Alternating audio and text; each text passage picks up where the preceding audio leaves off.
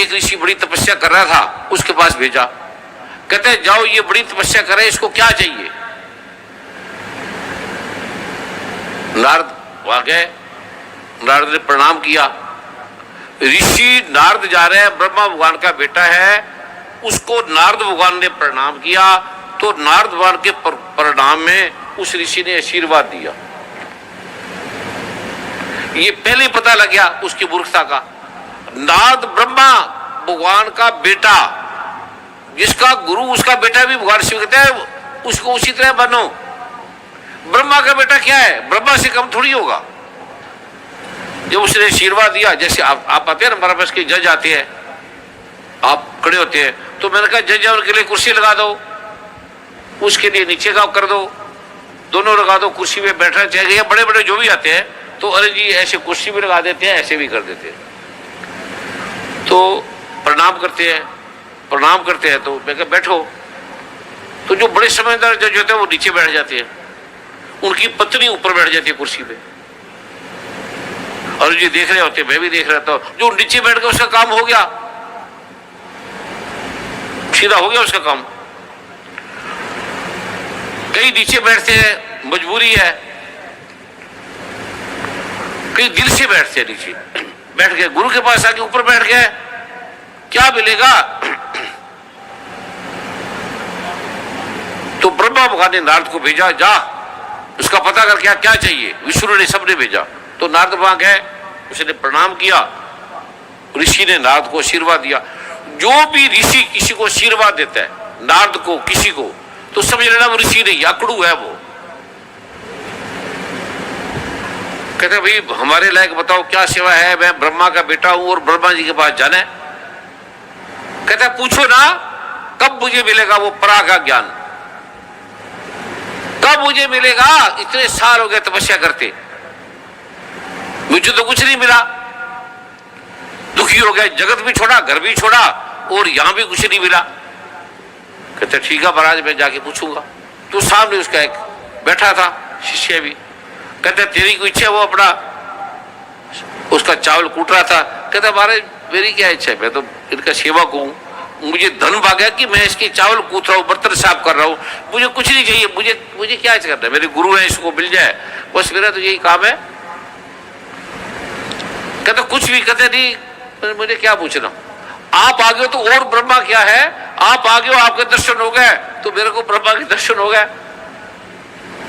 मुझे क्या बताना। जब मेरा गुरु इतने साल से कर रहा है, उसको हो जाएगा तो। और मैं गुरु के पास ऐसे नहीं कि मुझे कुछ चाहिए, मैं तो ऐसे ही आ गया हूं जैसे माँ बाप के पास चले जाते हैं। कहता फिर भी, कहता बस भगवान को बोलो कि जो आपको अच्छा लगे, मेरी बात ना माने, जो मेरे गुरु को और मुझे आपको अच्छा लगे मैं वो करूं। जो भी भगवान आपको अच्छा लगे, मेरे गुरु को अच्छा लगे, मैं वो करूं। और गुरु कभी मेरी बात ना माने और मैं कभी आपकी बात ना काटूं, बस। तो नारद खुश हुआ। जब गुरु खुश हो जाता है ना तो आपका काम हो जाता है। गुरु ने मुस्कुरा दिया तो काम हो गया, गुरु चुप हो गया तो आप मर गए। नारद मुस्कुराया। नारद थोड़े दिन बाद आया ब्रह्मा भगवान विष्णु से मिलके। तो गुरु तो बड़ा आतुर था, शिष्य वैसे ही अपना बर्तन साफ कर रहे, चावल कूट रहे। शिष्य ने उनको दंडवत प्रणाम किया, वो अपने काम में लग गया। आपको प्रणाम, आप क्या आते पूछे क्या लोगे, महाराज चाय बनाऊं, दूध बनाऊं।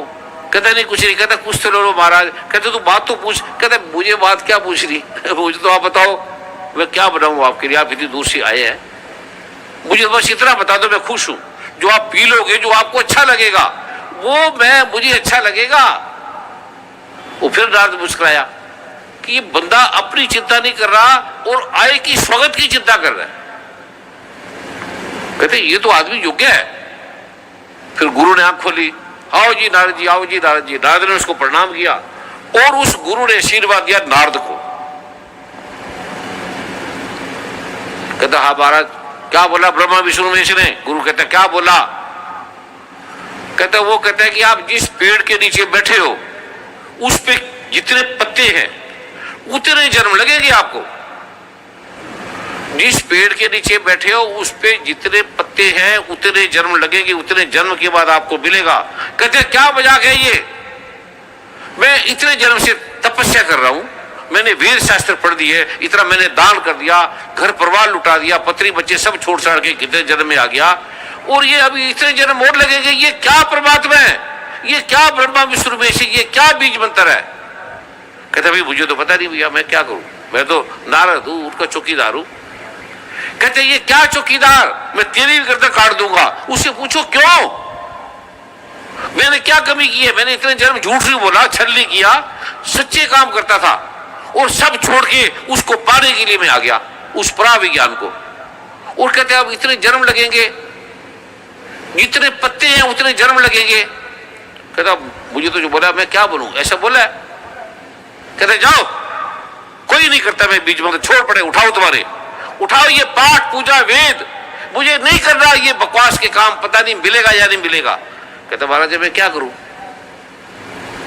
उसने छोड़ दी अपनी चल माला वाला तोड़ दी, और शिष्य वैसी कूट रहा था। तो शिष्य से पूछा, कहता वो तो, कहता महाराज आप क्या लेंगे। कहते मैंने बेटे कुछ नहीं ले रहा, मैं तो जा रहा हूं।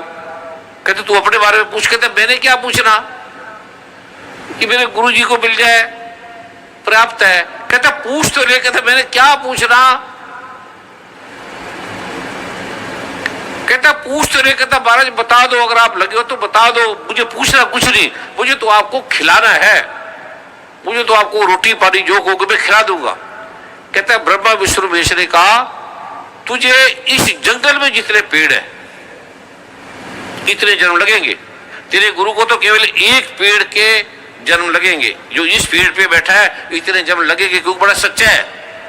और तू झूठा है, ठग्गा है, मांस भी पीता है, बदरा भी खाता है, तेरे में कोई गुडी नहीं है, तू कोई बात मानता है कभी नहीं मानता।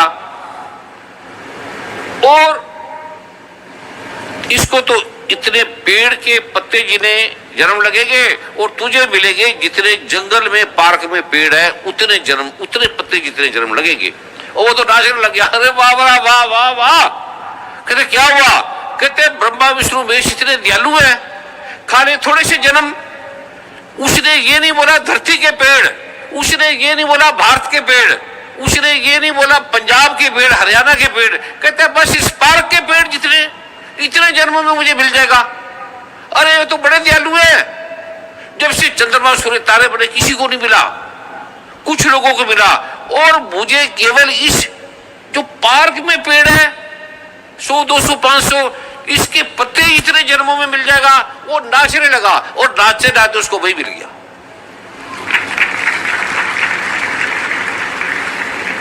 उसका नाम था आर्द, ऋषि के बेटे का था, वो मिल गया, वो सुन उसे मिल गया, अभी बैठ गया वो। ऐसे मुझे गुरु ने देखा और मुझे मिल गया।